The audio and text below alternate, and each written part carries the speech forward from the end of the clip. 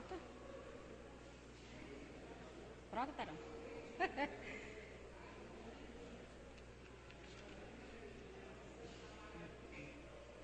Boa tarde, meus irmãos. Sejam todos bem-vindos a esta casa de trabalho e oração.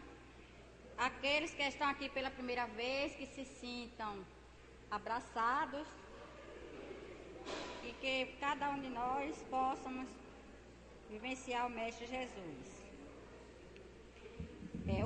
O expositor da tarde de hoje é o nosso irmão Marcos Roberto, que vai nos falar sobre o Evangelho segundo o Espiritismo, 150 anos, esclarecendo e consolando. Agora eu vou ler uma mensagem para a nossa reflexão.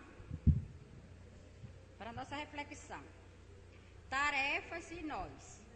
Quando o tarefeiro está pronto e preparado para o serviço do bem, o trabalho aparece e é necessário não se protele a responsabilidade da ação que o aguarda. Quem age sobre a reta intenção de servir por amor, não se entrega a receios de qualquer espécie.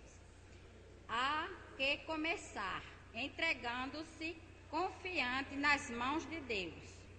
Trabalho adiantado, prejuízo para o beneficiado e para o benfeitor. Pensemos nisso e disponhamos-nos ao privilégio de servir, para que o plano do alto não se frustre em nossas mãos. Então, que possamos, cada dia, se a gente estamos aqui para trabalhar, que a gente possa trabalhar de mãos dadas, com amor, para que esse trabalho flua cada dia. Agora vou chamar a nossa irmã Assunção para fazer a prece inicial.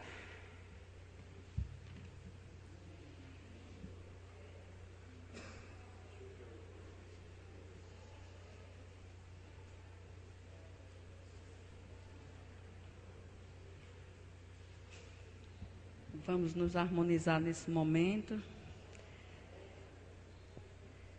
Elevar o nosso pensamento. Deus de bondade infinita, misericordioso, te agradecemos pela oportunidade da reencarnação. Que possamos cumprir o que aqui neste planeta viemos a fazer. Que nem o orgulho, nem a vaidade, nem a falta de amor nos impeça. Obrigado, Senhor, por nos ter enviado o teu Filho, Jesus, para nos ensinar tão somente o amor. Ensina-nos, Jesus, a amar mais, a perdoar mais. Que a tua paz, que teu amor vá a todos os irmãos encarnados e desencarnados, necessitados do teu amor, do teu amparo, da tua misericórdia. Que Maria de Nazaré, a tua mãe, a nossa mãe, nos envolva, nos proteja. A todos que aqui estão nesta casa, nesta tarde, a encarnados e desencarnados que vieram em busca de um lenitivo de paz. Nos abençoa, Senhor, hoje e sempre. Assim seja, graças a Deus. Agora convido o nosso irmão Marcos Roberto para nos transmitir os ensinamentos de Jesus.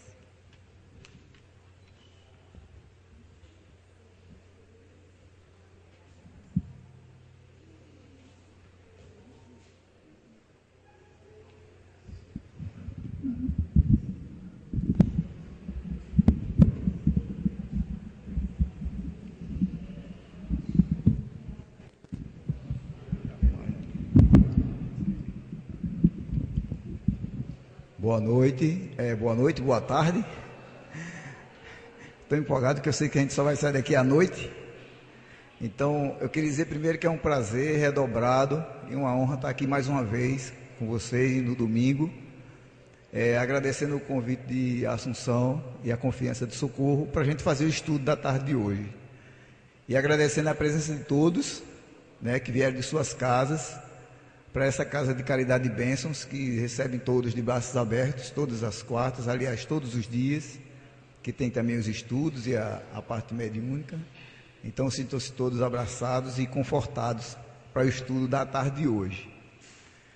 Hoje nós vamos estudar o Evangelho segundo o Espiritismo, 150 anos, esclarecendo e consolando. Porque no mês de hoje, nesse mês, no mês de abril, o Evangelho segundo o Espiritismo, o livro, dia 15 de abril, ele completa 150 anos que foi editado. Quem aqui já estudou, ou leu, ou estuda o Evangelho segundo o Espiritismo? Ó, que beleza, tá vendo? Uma grande parte, né? E se eu perguntar quem deseja estudar, é a outra parte que certamente vai estudar, ou alguém também faz o Evangelho no lar, culto do Evangelho no lar, que ajuda muito, é o estudo do Evangelho. Deus te abençoe, meu irmão. Então, eu utilizei para esse estudo de hoje uma fonte de um irmão chamado Maurício Mancini, que ele é do Centro Espírita Paulo de Tarso, lá de Seropédica, no Rio de Janeiro, e o Evangelho segundo o Espiritismo, e mais o Livro dos Espíritos de Allan Kardec. Então, dentre as obras de Hippolyte Léon Denisard Rivail, vocês sabem quem é esse? Allan Kardec. Então, ele adotou esse pseudônimo de Allan Kardec. Ele, o Hippolyte Léon Denisard Rivail, ele escreveu muitos livros antes do Livro dos Espíritos. Ele estudava o magnetismo animal e outros. Ele era um pedagogo também, muito inteligente, e ele escreveu muitos livros na área da educação. E ele estudava também, nessa época, o livro, o magnetismo humano. Entre os seus livros, ele escreveu as obras básicas do Espiritismo, que foi o Livro dos Espíritos, em 1857, onde ele falava da parte filosófica, o Livro dos Médiuns, que foi em janeiro de 1861, onde fala da parte experimental e científica, né, o contato com os espíritos, que a gente pode ter contato com esses espíritos, experimentou, viu através das mesas girantes, que tinha algo muito inteligente ali naquele momento, e ele começou a organizar, além do livro dos Espíritos, o Livro dos Médiuns, e viu a parte científica, como acontece, qual é o mecanismo da mediunidade, que nós estudamos até hoje, inclusive na nossa casa. Em abril de 1864, ele escreveu a parte moral, que foi o Evangelho segundo o Espiritismo. Depois escreveu o Céu e o Inferno, né, ou a Justiça de Deus segundo o Espiritismo, em 1865, e escreveu a Gênese, os Milagres e as Predições, em 1868, e foi publicado Obras Póstumas, que depois que ele morreu, em 1890, aí ele já tinha desencarnado. Mas vamos nos ater ao Evangelho segundo o Espiritismo, que é essa parte moral que nós vamos ver hoje. Numa nota no livro de Obras Póstumas, quem já leu, tem uma nota lá que Kardec diz o seguinte: numa nota no livro Obras Póstumas, Kardec diz que não tinha comunicado ainda que estava escrevendo um novo livro, isso em 1863, um ano antes dele publicar o Evangelho segundo o Espiritismo. Ninguém sabia que ele estava escrevendo essa obra, mas e cujo nome provisório era A Imitação do Evangelho. Era o nome do Evangelho segundo o Espiritismo, antes dele colocar esse nome. E o nome de Evangelho segundo o Espiritismo foi colocado devido a insistência do seu editor e amigo chamado Senhor Didier. Então ele insistiu bastante para que ele mudasse de nome e ele colocou esse nome. Mas antes, porém, nessa nota também, Kardec, ele fez duas perguntas aos espíritos. Ele perguntou ao espírito: que pensais da nova obra que trabalho neste momento? E o espírito respondeu para ele: é um livro influente, pois nele tem questões importantes. Ele fala das máximas de Jesus, ele vai falar da aplicação dessas máximas de Jesus durante a nossa vida, no nosso dia a dia, com amigos e irmãos, e as instruções dos espíritos. Então é um livro que vai ser muito influente para o mundo espiritual e para a causa espírita. Aí ele disse, mas ele perguntou novamente ao espírito: mas o que dirá a igreja? Que a igreja que prevalecia a ideia no momento.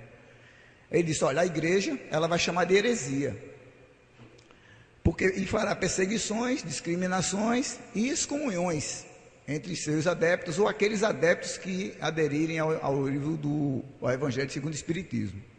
Mas teremos uma conquista que vai ser, à medida que as pessoas sérias entenderem e refletirem sobre o livro do Evangelho segundo o Espiritismo, vai aumentar a quantidade de espíritas.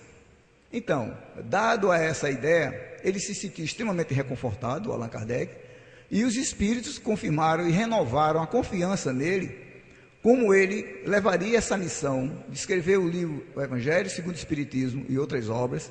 Ele levaria essa missão até o final, como realmente levou. No Livro dos Espíritos, o que é que levou Kardec a escrever o Evangelho segundo o Espiritismo? No Livro dos Espíritos, da pergunta 621 a 626, tem as seguintes perguntas. Ele perguntou aos espíritos: onde está escrito as leis de Deus? Eu vou perguntar: onde está escrito? Na consciência. Foi o que os espíritos responderam: na consciência. Aí ele foi mais um pouco, ele disse: mas e para que Deus permite que tenha livros? Aí o espírito respondeu: porque o homem sempre esquece, eles precisam ser lembrados. Então por isso que Deus permite que tenham livros, já que existem em nossa consciência. Então, se existe o livro de Deus, o livro das leis de Deus está na nossa consciência, então significa que cada um de nós tem uma Bíblia ou um Evangelho dentro da gente, não é isso? Então é uma beleza, né? Então não precisa nem abrir o livro, porque está na nossa consciência. É assim que deveria ser, mas infelizmente não é. A gente precisa estudar. Aí ele fez outra pergunta aos espíritos: Deus envia espíritos para revelar a sua lei? Aí o espírito respondeu: sim. Os espíritos superiores são esses que são enviados para nos informar sobre as leis divinas e mostrar que elas podem ser cumpridas e devem ser cumpridas. Ou seja, esses espíritos superiores é que nos passam através dos homens de gênios que aparecem, que surgem na Terra, para que a gente possa reconhecer a árvore pelos frutos que ela dá, não é isso? Não seria qualquer espírito que daria essas mensagens.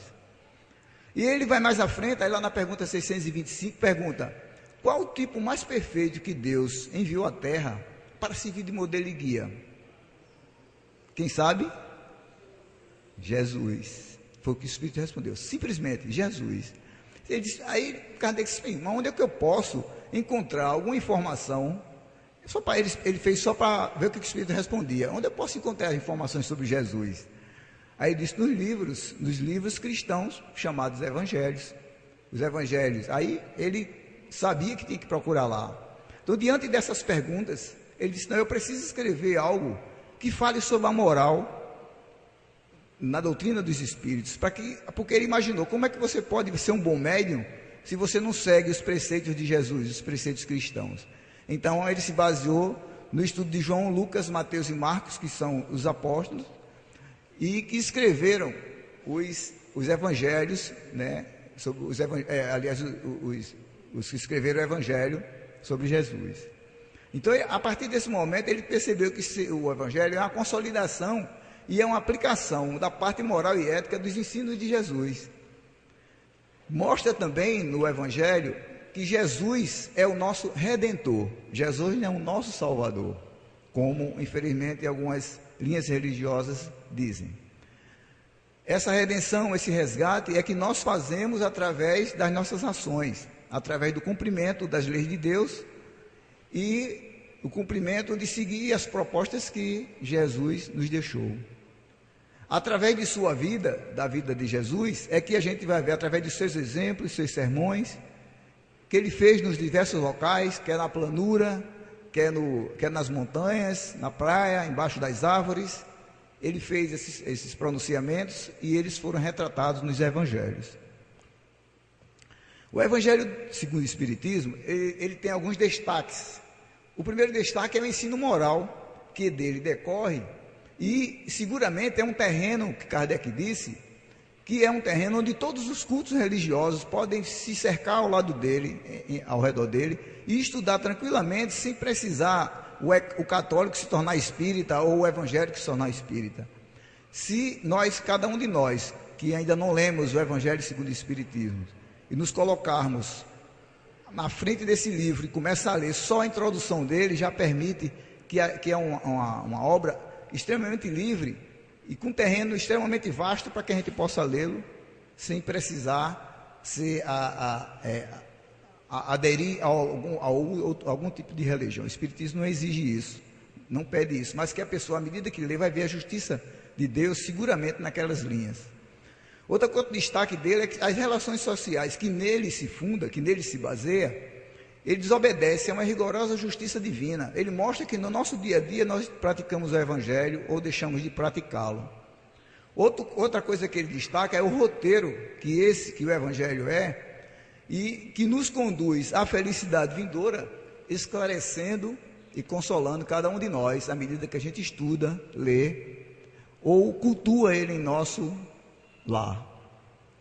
Também o Evangelho nos dá a compreensão do verdadeiro sentido dos pontos de mais difícil compreensão nos Evangelhos, porque tem umas passagens no Evangelho, como a gente vai ver em seguida, nos 28 capítulos que tem, eu vou citar só eles, não vou conseguir falar sobre eles profundamente. A gente vai perceber que na passagem dos Evangelhos tem algo que Jesus disse que ficou nas entrelinhas e às vezes alguns irmãos interpretam erradamente. E o Espiritismo veio para consolar e esclarecer sobre esses temas. E finalmente tem as instruções dos Espíritos, que são verdadeiramente as vozes do mundo espiritual, do mundo invisível, nos comunicando como eles, quando eram vivos, deixaram de praticar o Evangelho de Jesus, ou praticaram, e no mundo espiritual o que eles precisaram refletir sobre esse mesmo Evangelho, para que ele consiga alcançar a perfeição. O Evangelho em si, falando diretamente do Evangelho, o Evangelho ele se divide em matérias, em 5 matérias. Os apóstolos Mateus, Marcos, Lucas, João, eles escreveram lá nos Evangelhos os atos comuns da vida do Cristo, os milagres que foram a ele atribuídos, as predições, as palavras originárias dos dogmas e, por fim, o ensino moral. Os quatro itens acima que eu falei, atos comuns, os milagres, as predições e as palavras originárias, elas até hoje são motivo de discussão entre todas as linhas religiosas. Entretanto, o ensino moral, que é a parte do Evangelho básico onde o Espiritismo se baseou, essa daí é inatacável. Não tem discussão sobre a discussão moral do que tem lá. Se a gente falar de amor, amor é amor aqui em qualquer canto da terra, em qualquer canto do universo.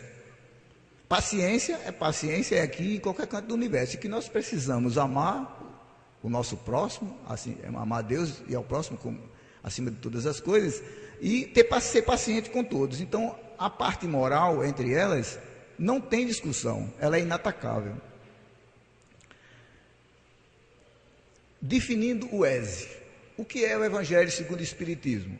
Aí, simplesmente Kardec disse, é um código moral universal, onde nele explica as passagens obscuras dos Evangelhos e aplica também esses ensinos que estão nos Evangelhos a todas as condições da nossa vida, em todos os momentos da nossa vida, nos relacionamentos que nós tivermos pela frente, como a gente vai ver.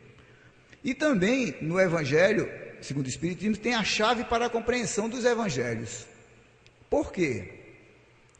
Porque ele dispôs o Evangelho em matérias. Seguinte, ele fez as máximas de Jesus, os comentários de Kardec e as instruções dos Espíritos. Quem estuda ou lê o Evangelho segundo o Espiritismo, tem lá as máximas de Jesus, que são as citações dos Evangelhos. Qualquer Evangelho, seja na Bíblia, que os evangélicos utilizam, os católicos utilizam, esses Evangelhos foi que Kardec se baseou para começar a partir dele os estudos que ele precisava fazer e com a ajuda dos Espíritos. Então, as máximas de Jesus são as citações dos Evangelhos, reunidas pela sua natureza, naturalmente, do jeito que estavam lá, e respeitada a tradução Saci, que era a tradução mais fiel aos escritos da época. Os comentários de Kardec, em seguida as máximas, Kardec faz comentários sobre todos esses temas. Ele, com a ajuda dos bons espíritos, ele escreveu os comentários e dá as explicações devidas sobre todas essas passagens do Evangelho que estão no Evangelho segundo o Espiritismo. E desenvolve nele também as consequências que tem em cada um de nós seguirmos esses preceitos, essas máximas, ou não, mostrando soberanamente a justiça divina. E finalmente tem as instruções dos Espíritos, que foram ditadas pelos Espíritos, colhidas em vários países. Ele foi em vários países para certificar se aquele Espírito falava aquilo ali, falava no outro local, e foi recebida de diferentes médiuns, para ele poder ter certeza do que ele estava fazendo. E esclareceu, aliás, o Evangelho ele esclarece e convida a cada um de nós à prática desse Evangelho. Então, quando nós formos ler o Evangelho de Jesus, está lá, as máximas, os comentários e as instruções dos Espíritos.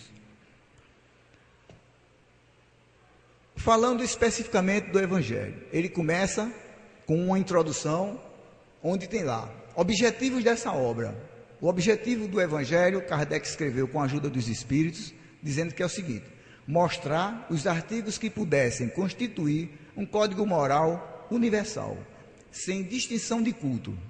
À primeira vista, a gente já sabe, uma obra extremamente aberta para qualquer um de nós ler, de qualquer doutrina. O outro objetivo, ele botou lá, esclarecer que o Espiritismo, como um todo, foi codificado com esse objetivo, o de tornar os seus ensinamentos úteis para toda a humanidade, independente de qualquer formação religiosa. Na introdução também tem o segundo item, que ele fala, autoridade da doutrina espírita, que é a pergunta: com que autoridade o Espiritismo tem para fazer comentários sobre o Evangelho? O direito que ele tem, ele diz que é com a autoridade da doutrina dos Espíritos e dos seus ensinamentos, porque ele precisou certificar. Obrigado, Ana Carla. Ele precisou certificar se esses espíritos eram espíritos superiores e o que eles estavam dizendo era coerente.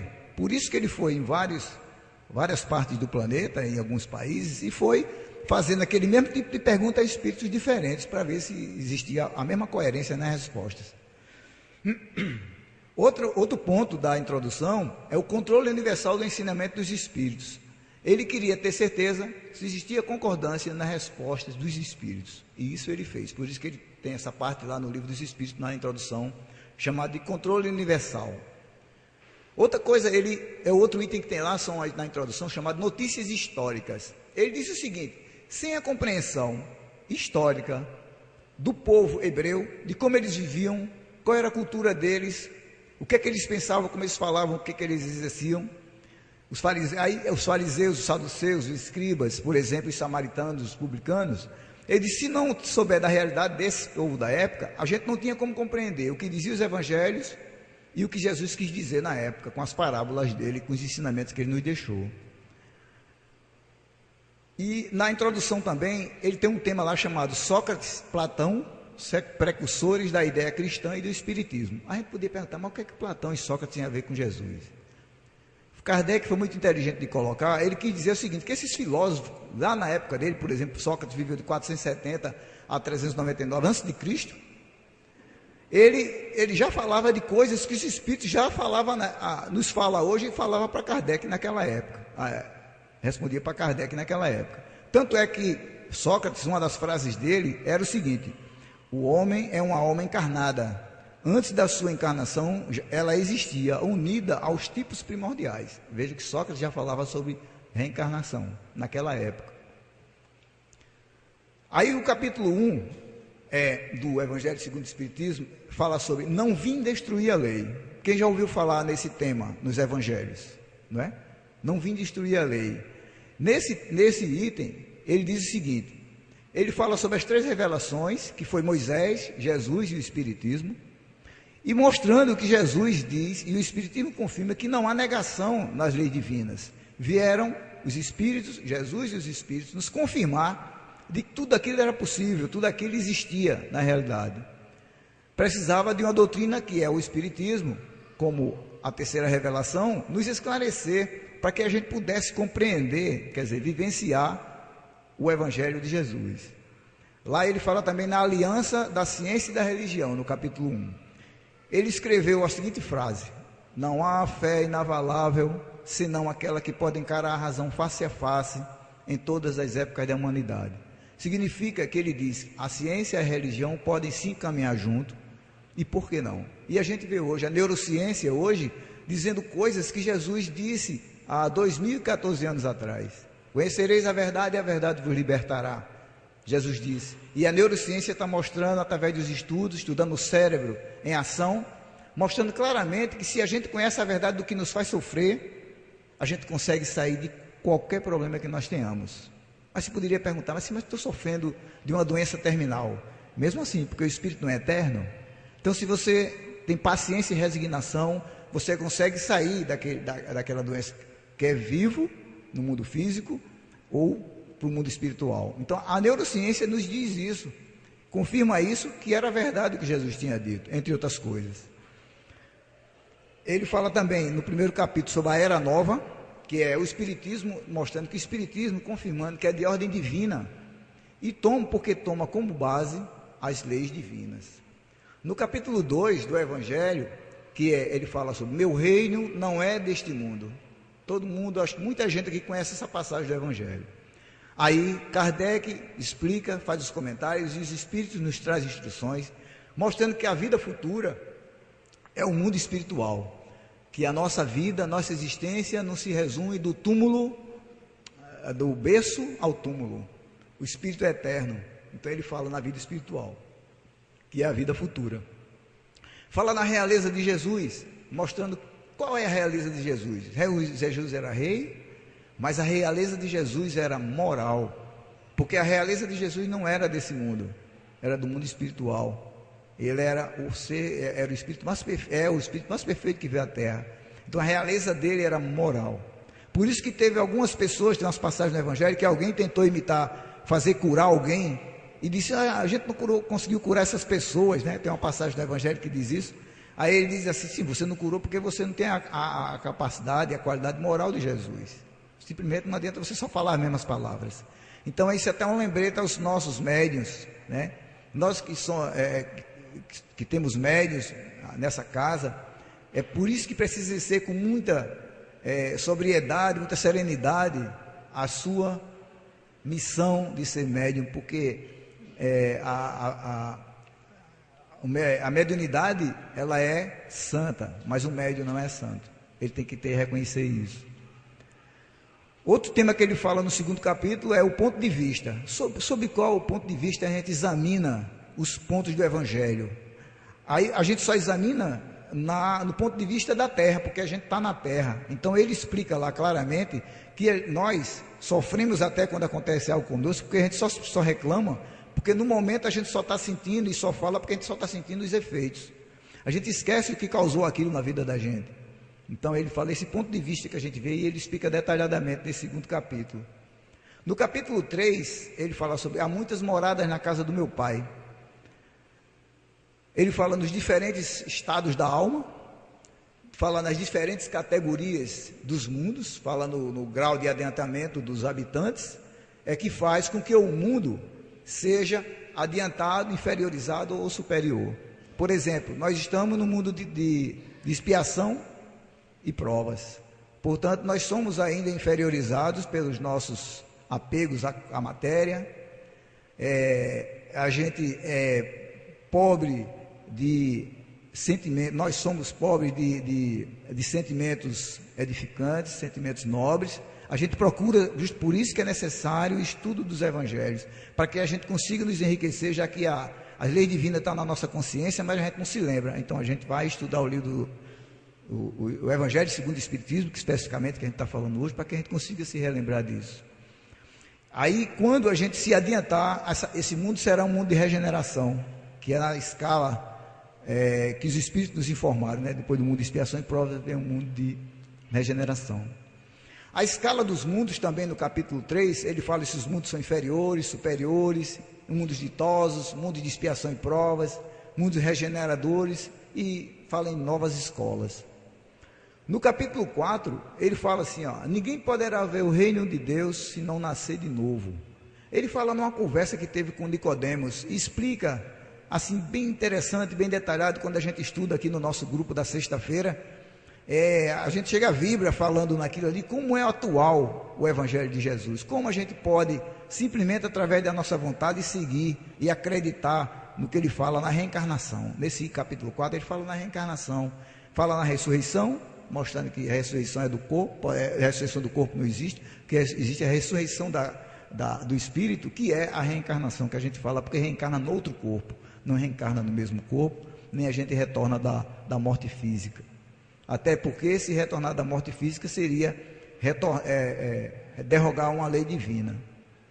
Ele fala também na reencarnação, nos laços de família que envolve a reencarnação, e fala na lei e a necessidade da reencarnação. Por que é necessário nós reencarnarmos? Para nós virmos resgatar algo entre pessoas da nossa família, amigos que a gente encontra. Por que é que nós temos mais afinidade com alguns irmãos que não são da nossa família biológica ou consanguínea? Temos mais afinidade com um irmão de outro estado, de outra localidade, porque existe a irmandade espiritual, a família espiritual e a família pelos laços consanguíneos, a família biológica. Ele mostra tranquilamente que a verdadeira família é a família espiritual, porque ela não se acaba nunca. Ela vai para o mundo espiritual quando a gente desencarna, no mundo espiritual, quando a gente dorme, a gente se encontra também com esses irmãos da nossa família. Aí a partir do capítulo 5, ele começa a falar sobre as bem-aventuranças. Ele fala, bem-aventurados os aflitos, significa felizes os que sofrem. Eu costumo dizer, à primeira vista, felizes os que sofrem é difícil de se entender. Como é que você vai ser feliz sofrendo? Não é isso? Alguém poderia se perguntar agora. Mas aí, o Evangelho segundo o Espiritismo, Kardec, através do auxílio dos espíritos superiores, vem mostrar que essa passagem é o mais completo estudo sobre a justiça e as causas das aflições. Aí lá, inclusive, fala nas causas das aflições anteriores e as causas das aflições atuais. Mas o esquecimento do passado é um fator de prevenção para que a gente não consiga ficar impactado ou não ter divergências com aquela pessoa que está do nosso lado. Por isso que ele fala nessa justiça divina. Se nós reencarnássemos numa família e soubéssemos que tinha matado aquela pessoa numa outra vida, e se a gente se lembrasse disso, a gente seguramente ia ficar subjugado dessa pessoa, para que a gente conseguisse passar por essa encarnação sem matá-lo. Então, a justiça divina é tão sábia que aquilo fica dentro do nosso espírito, gravado na memória do nosso espírito, para que a gente naturalmente consiga superar e passar e conviver com aquele irmão que está na nossa família ou ali perto da gente. Ele mostra que a consolação, a reencarnação é a consolação pela compreensão. Então, se a gente compreende o outro naturalmente, sem sabermos quem ele foi no passado para nós ou nós para eles, é a forma da gente, através dessa consolação, a gente compreender o outro. No capítulo 6, ele fala no Cristo Consolador, ele fala especificamente só da passagem de Cristo, e falando também do Espiritismo, que também é a doutrina consoladora.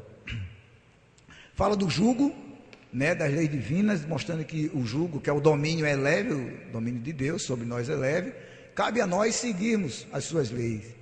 E mostrando que o advento do Espírito de Verdade, para o Espiritismo, que alguns ficam discutindo se o Espírito de Verdade era Jesus ou não, mas muitos estudiosos espíritas dizem que isso é irrelevante, você saber se o Espírito de Verdade era Jesus ou não. O importante são as maravilhosas que estão nesse Evangelho, nesse livro.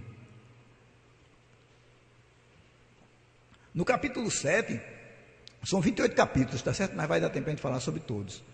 No capítulo 7, ele fala, bem-aventurados os pobres de espírito, que a gente confunde, às vezes até diz para um amigo, fulano, a pessoa às vezes faz algo que não é edificante, tem uma atitude má, aí a gente, fulano fez isso porque é pobre de espírito, mas essa colocação não é correta, porque pobres de espíritos são aqueles pobres de orgulho, pobres de egoísmo, que não tem egoísmo. É isso que ele quis dizer. Significa o quê? Que pela simplicidade, pela humildade, nós vamos ser espíritos extremamente elevados. A noção dos valores espirituais e sua prevalência sobre os valores materiais é que o Evangelho, nesse ponto, em bem-aventurados os pobres de espírito, nos mostra.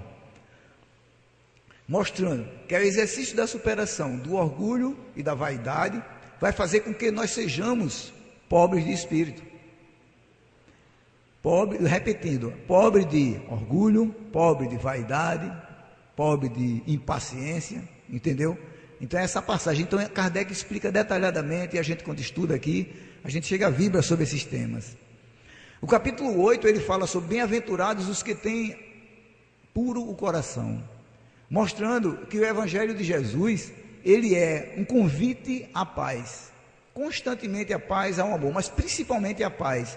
Se nós fazemos a nossa paz interior, a gente consegue fazer a paz exterior, a gente consegue acalmar quem está do nosso lado. Então, primeiro nós precisamos nos pacificar. Então, pureza de coração, ele mostra simplicidade, pureza de coração, são noções de valores morais em confronto com a permissividade do dia a dia. Por quê? Porque esse contato que a gente tem no nosso dia a dia com os nossos irmãos, nos faz sermos orgulhosos, vaidosos, impacientes. Numa fila da loteria para pagar água, a gente fica impaciente, a gente quando chega na fila, que entra lá, a gente fala logo assim, ó. Já viu? O nome disso é impaciência. E a impaciência, segundo o Evangelho de Jesus, afasta a calma. Então, se nós... Aí poderia perguntar, mas por quê? Como é que eu vou conseguir essa paciência? O Livro dos Espíritos, na resposta 919, diz assim: basta só vontade, um pequeno esforço. Esse pequeno esforço é preciso dizer sempre, para nós, é possível nós sermos calmos, é possível nós sermos pacientes, é possível nós vivemos em paz. Aí no capítulo 9, ainda nas bem-aventuranças, ele fala, bem-aventurados os mansos e pacíficos, ó, falando da paz. Ele valoriza extremamente a paz interior. Ele diz que dá paz na convivência entre as pessoas. É essa paz que tem, por exemplo, em novembro, parece que é no último domingo de novembro, em Recife, é organizada uma caminhada pela paz. Caminhada da Paz, dia 9. Aí, só abrindo um parênteses aqui, a gente já ouviu falar desses black blocs, né? Tem black blocs, tem um monte de manifestações por aí, que as pessoas, tal dia a gente vai estar lá e aí quebra banco, quebra tudo. Sabia que para a gente fazer, Amadeu está aqui de prova e socorro, para a gente fazer uma caminhada em defesa da vida, a gente precisa de um protocolo de no mínimo 5 documentos. Autorização, né, ou não é, Amadeu? Precisa de autorização desses órgãos, da SEMAN, se estiver fazendo zoada demais, nós podemos ser processados. Uma caminhada em defesa da vida. A mesma coisa essa caminhada em defesa da paz. Eu ouvi Clóvis Nunes falando sobre ela. Diz que é maravilhosa, é uma caminhada, são poucos quilômetros, ele diz que parece 2.500 metros, mas ele diz que a distância realmente dá 45 centímetros, que é da cabeça ao coração. Ele disse, basta só ter boa vontade para ir lá na caminhada da paz. Então bem-aventurados os mansos e pacíficos, ele fala nessa paz. No capítulo 10, ele fala sobre bem-aventurados os que são misericordiosos. Profundas reflexões sobre o perdão e a misericórdia estão nesse capítulo. A análise das próprias falhas, das falhas que nós cometemos com o nosso irmão, nosso pai, com nossa mãe, com nosso amigo, no centro espírita que nós estamos aqui. As falhas que nós cometemos, então, ele exige uma profunda reflexão para que a gente seja misericordioso com o outro, como a gente pede para que Deus seja conosco, porque Deus já é. Deus, em qualquer das doutrinas ou religiões que se perguntar a definição de Deus, eles vão confirmar que Deus é soberanamente misericordioso e bom. Todos eles são unânimes em dizer isso.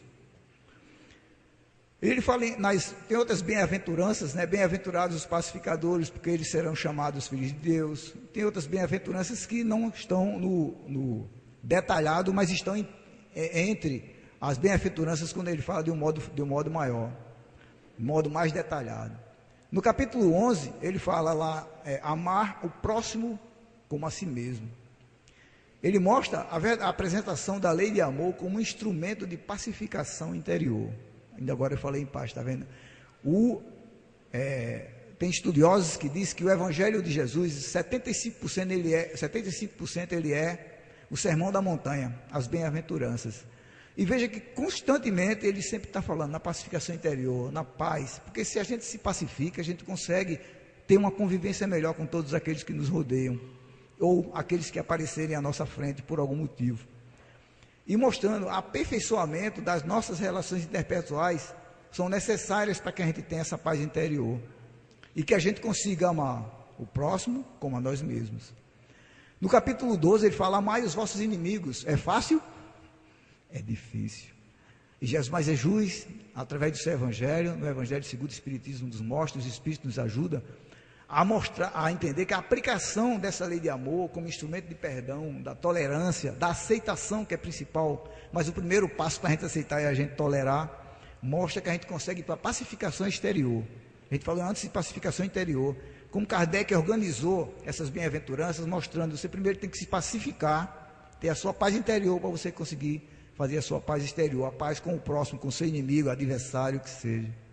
Apresentar a outra face sobre uma ação má que alguém tenha cometido conosco. Se alguém der um murro na nossa face, não está dizendo que é para a gente dar a outra para ele bater, mas está mostrando que é para a gente usar a face da paz, a face da paciência e da compreensão, de entender como aquele irmão foi capaz de nos agredir, tendo o Evangelho de Jesus nos explicado que a gente tem que amar o próximo como a nós mesmos. Ele explica detalhadamente em instruções dos Espíritos maravilhosas nesses capítulos. No capítulo 13 ele fala: não saiba a vossa mão direita, esquerda, o que dá a vossa mão direita. Ele mostra a mais perfeita diretriz para nortear, inclusive o atendimento fraterno que é feito na nossa casa. Quando nós, que somos responsáveis pelos atendimentos fraternos, nós que somos médios ao receber contato com os Espíritos, que não deixa de ser também outro atendimento fraterno, nós temos que praticar a caridade sem ostentação. Nós não precisamos estar dizendo, nem precisa de elogio de que nós somos médiuns maravilhosos. Os Espíritos e os nossos mentores saberão disso. A nossa consciência saberá disso. E aí é que nós conseguiremos cumprir esse capítulo do Evangelho, de uma proposta que Jesus nos deixou. Não saiba a vossa mão esquerda o que dá a vossa mão direita. No capítulo 14, ele fala sobre honrar o vosso pai e a vossa mãe. Ele fala um direcionamento para que as experiências no trabalho do bem comecem pelo núcleo familiar. Não adianta eu ser maravilhoso, falar manso, dar bons conselhos no centro espírita, mas quando eu passo do portão, eu seja outra pessoa. Uma pergunta que precisa a gente se fazer sempre, eu aprendi com o Espiritismo. Eu sou do centro espírita ou eu sou de casa? Ou eu sou da rua?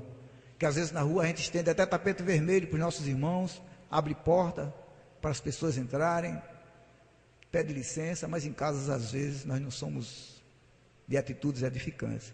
E ele diz isso: honrar vosso pai e vossa mãe, porque muitas vezes nós só vemos o nosso pai e a nossa mãe como pai, responsabilidade, mãe, responsabilidade. E nós não vemos o pai e a mãe como nosso irmão. E que o Evangelho de Jesus nos pede sempre: pacificai o vosso coração, primeiro para você compreender aquele que está ao nosso redor, é nosso irmão, precisa de paz na nossa convivência. No capítulo 15, fora da caridade não há salvação.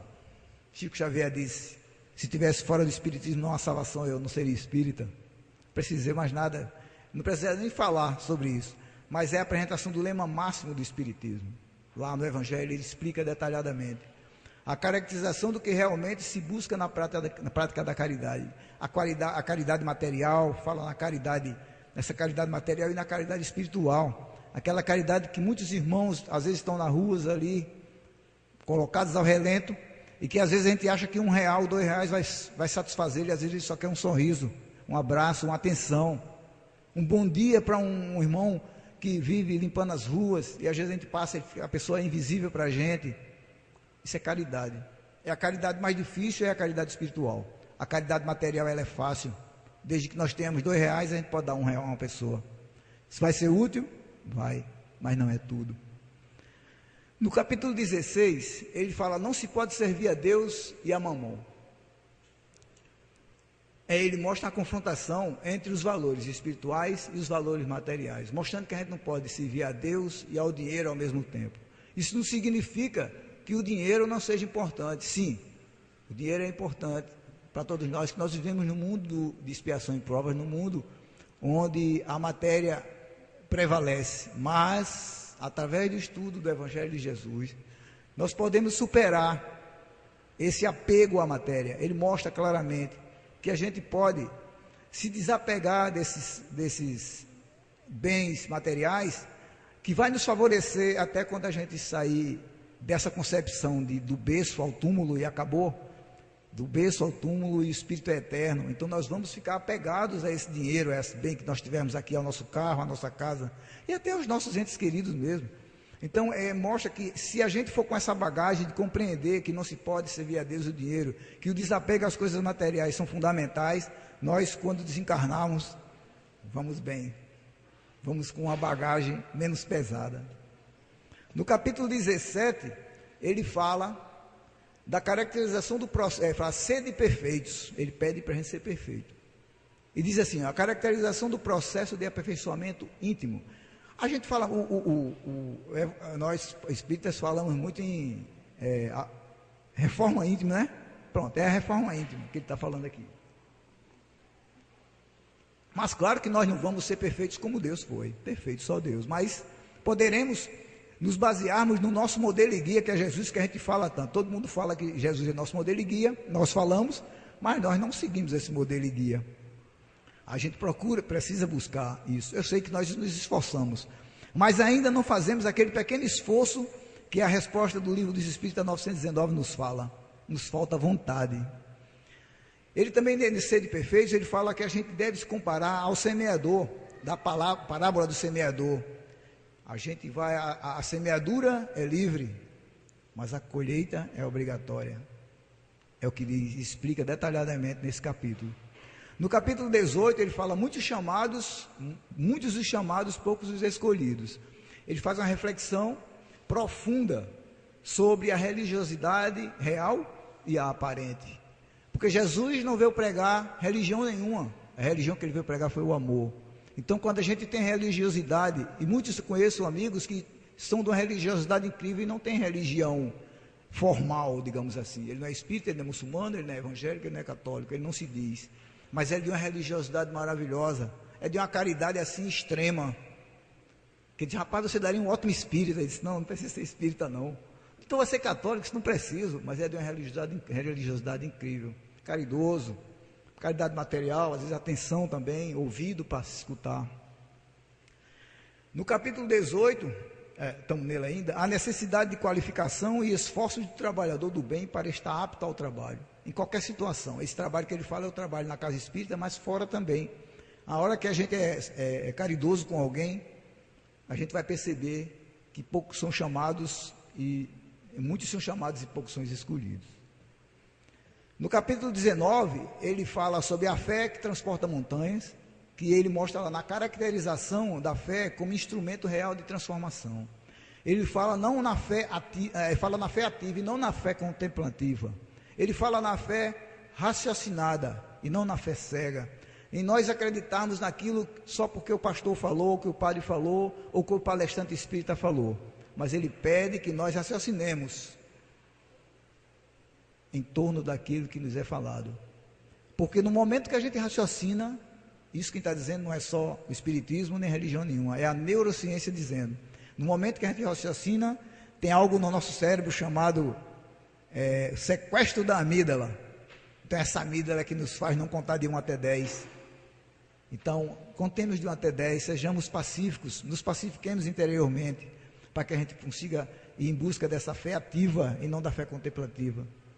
O capítulo 20 fala dos trabalhadores da última hora.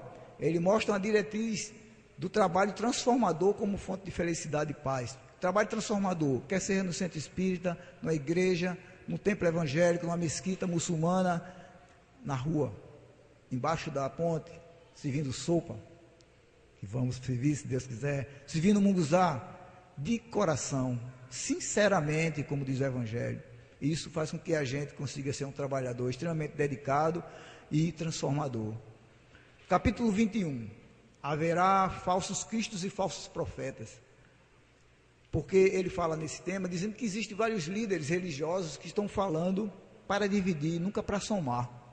Então a gente deve ficar muito atento a essas coisas. Líderes religiosos aí que conhecem a Bíblia de cor e salteado, falando palavras discriminatórias com as outras doutrinas religiosas, que só falam para separar quando deveria unir. Aí ele faz um alerta nesses falsos cristos e falsos profetas. e pede para que a gente avalie a cada trabalho da gente no bem que a gente fizer. Só assim, avaliar o nosso trabalho equivale àquela resposta lá no Livro dos Espíritos também sobre conhece-te a ti mesmo, Santo Agostinho. Aquelas 3 folhas, 3 páginas lá que ele explica, dizendo como a gente deve conhecer a nós mesmos. Ele fala nisso, raciocinando e avaliando, pesando o que eu fiz, o que eu deixei de fazer com o irmão. Isso é um trabalho extremamente consolador. No capítulo 22, ele fala, não separeis o que Deus uniu. Ele fala numa avaliação dos laços familiares, dos vínculos afetivos, fala no exercício do desapego ao outro, não ter o outro como um bem, fulano é meu esposo, fulano é minha namorada, sair desse desapego e compreender que esses laços familiares precisam ser laços afetivos, laços de irmandade, de fraternidade. Inclusive tem uma citação lá interessante sobre o divórcio. Ele diz que o divórcio, como uma lei humana, tem lá no livro do Evangelho, como uma lei humana que tem por fim separar legalmente o que está separado de fato. Ele explica detalhadamente que às vezes a gente fica horrorizado porque um casal amigo nosso se separou. Mas a gente tem que parar e pensar que ele diz aqui, separa legalmente o que de fato já está separado. É preferível essa separação, lógico, apesar da doutrina espírita ser divorcionista, mas ele diz, o divórcio deve acontecer em última instância. Tente se reconciliar sempre, baseado no Evangelho de Jesus. Mas é preferível que alguém se divorcie do que fique se agredindo fisicamente ou verbalmente. O capítulo 23 fala na estranha moral. Ele faz uma avaliação das interpretações equivocadas do Evangelho, tipo umas passagens tipo aquela passagem que diz assim, quem não odeia seu pai e sua mãe? Deixar pai, mãe e filhos. Não vim trazer a paz, mas a divisão. Tem essas passagens no Evangelho e Kardec explica com a ajuda dos Espíritos detalhadamente para a gente perceber esse desapego da culpa que a gente deve ter nessa estranha moral. No capítulo 24, ele fala assim, não ponhais a candeia debaixo do alqueire. Não coloque a sua luz interior, coloque ao serviço do seu irmão. Ele mostra uma reflexão sobre a necessidade da gente conhecer, que é estudar bem, para a gente poder vivenciar através do exemplo e vivenciar explicando ao outro, sem ar professoral, sem ar de professor e de sábio e de que sabe tudo, mostrar para o outro, dosar esse conhecimento de acordo com a maturidade do nosso espírito, para que o outro consiga nos entender. Eu tenho a alegria, a honra de nos reunir sempre toda sexta-feira com os nossos irmãos, ajudado por Wallace sempre está conosco. O nosso grupo se reúne para a gente estudar sobre o Evangelho. E eu me sinto muito honrado por terem me colocado como um facilitador. Eu até digo, no dia que eu for um dificultador, me afastem, me botem só para estudar. Então a gente estuda todo mundo junto. Então esse cuidado da maturidade para a gente poder explicar para o outro o que a gente compreendeu, como a gente vivenciar através dos estudos. Dividir com humildade o conhecimento com todos. Isso é outro ponto fundamental nessa parte. Que significa, aquela luz divina que tem dentro de cada um de nós, coloquemos a serviço do irmão, façamos com que ela brilhe. No capítulo 25, está terminando, no capítulo 25 tem buscar e achareis, conscientização de assistidos e assistentes sobre a necessidade de agir para se alcançar os objetivos visados.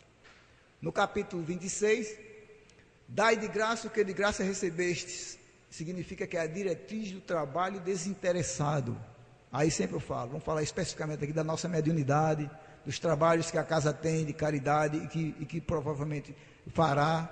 Todos os trabalhos que nós temos, tem que ser um trabalho extremamente desinteressado para que a gente torne real essa máxima de Jesus.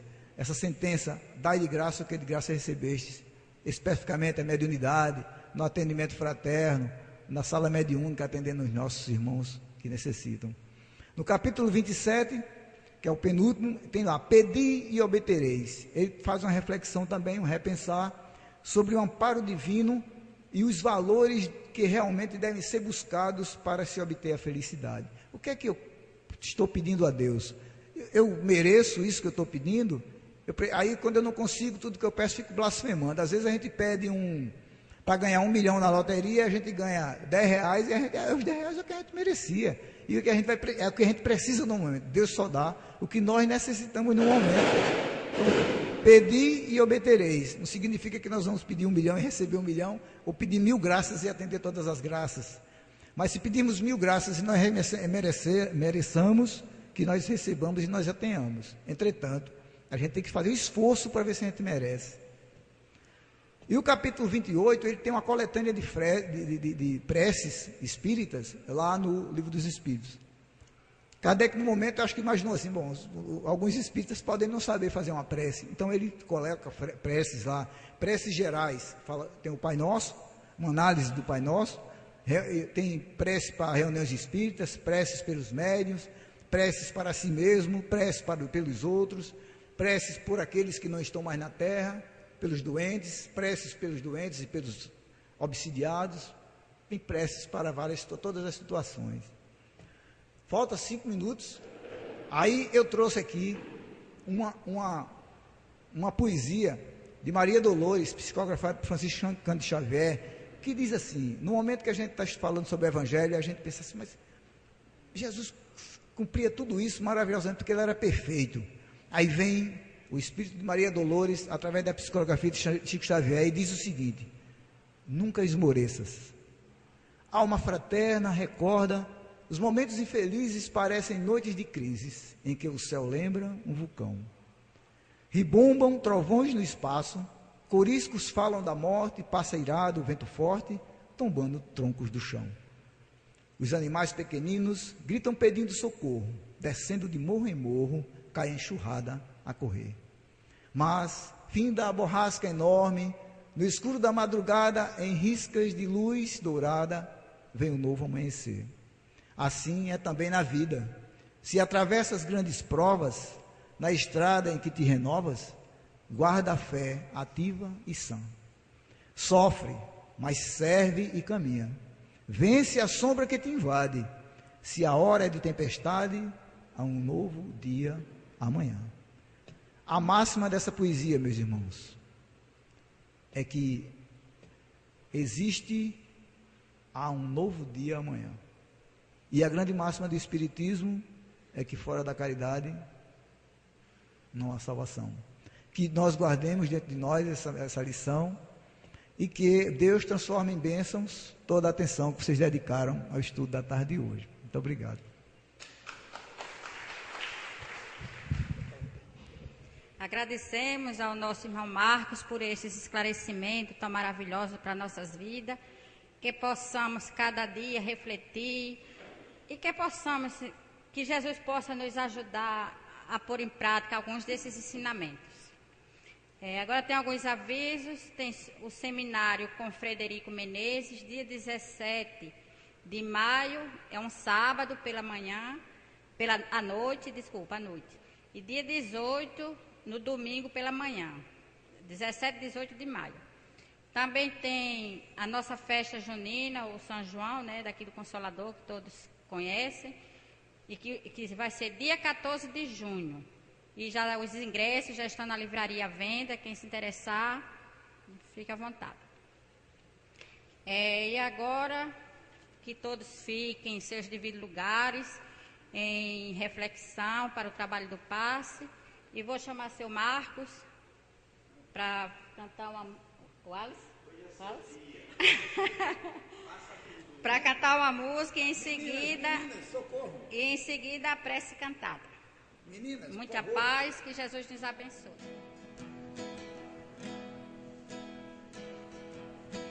Certo dia um homem esteve aqui, tinha o olhar mais velho que já existiu. Tinha no cantar uma oração, no falar da paz e da canção, que já se ouviu. Sua voz falava só de amor, todo gesto seu era de amor e paz. Ele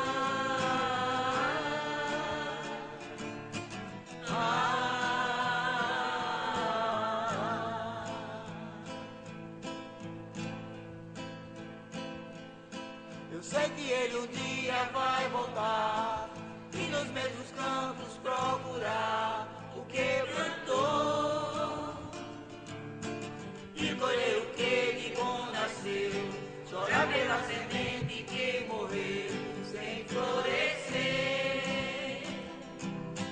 Mas ainda é tempo de plantar, fazer dentro de si a flor do bem crescer, pra entregar quando ele aqui chegar. Tudo que aqui ele deixou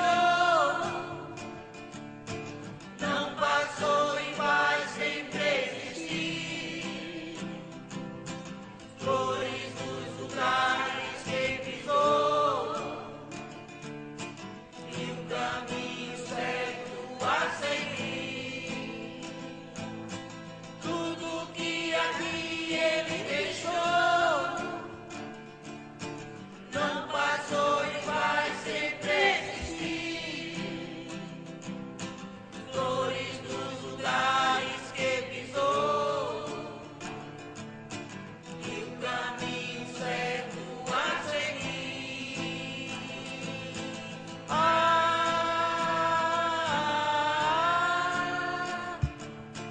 ah,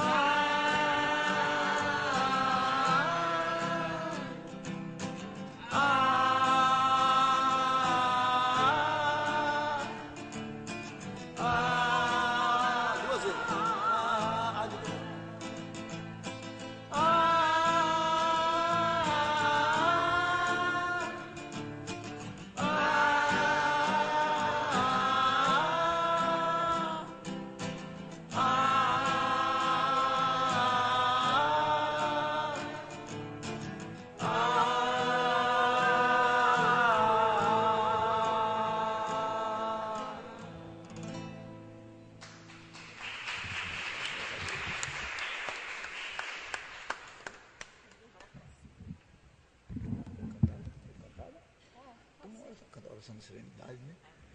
Vamos levar o nosso pensamento a Deus e vamos fazer uma oração cantada.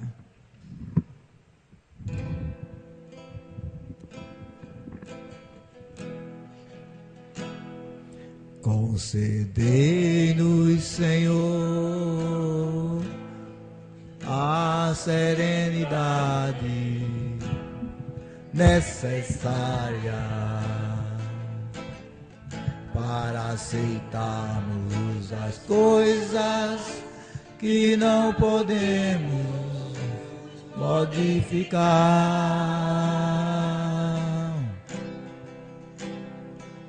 Coragem para modificar aquelas que podemos, sabedoria para distinguir uma das outras.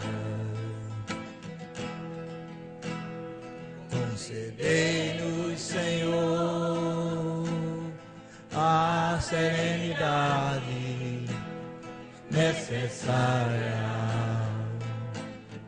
para aceitarmos as coisas que não podemos modificar. Coragem para modificar aquelas que podemos, sabedoria para distinguir uma das outras, sabedoria para distinguir uma das outras.